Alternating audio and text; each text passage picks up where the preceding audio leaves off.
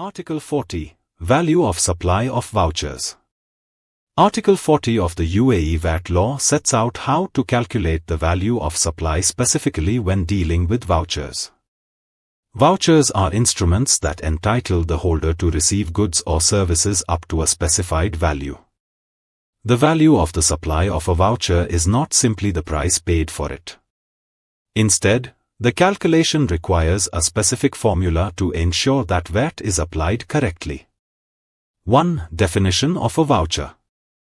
A voucher can generally be understood as a document, code, or instrument that can be redeemed for a specified monetary amount and used by the holder to purchase goods or services.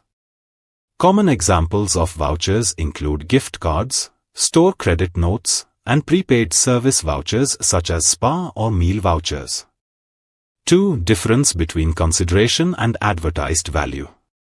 The value of supply of a voucher is calculated as the difference between the consideration received by the supplier at the time the voucher is sold.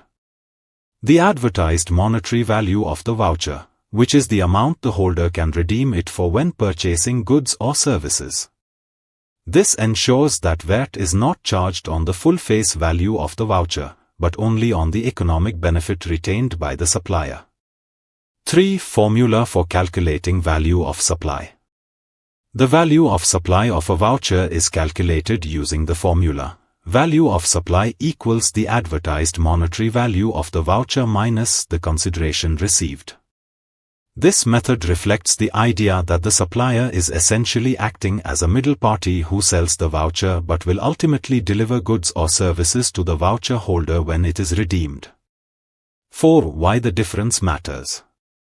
This approach ensures that VAT reflects the actual value retained by the supplier at the time of the voucher sale.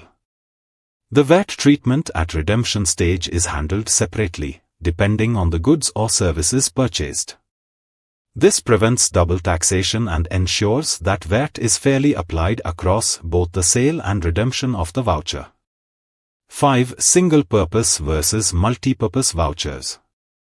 While not explicitly covered in the article text itself, it is important to note that the executive regulation may further elaborate on whether the voucher is single-purpose, only redeemable for a specific item or service, at a known VAT rate, or whether the voucher is multi-purpose, redeemable for multiple types of goods services, some taxable and some exempt.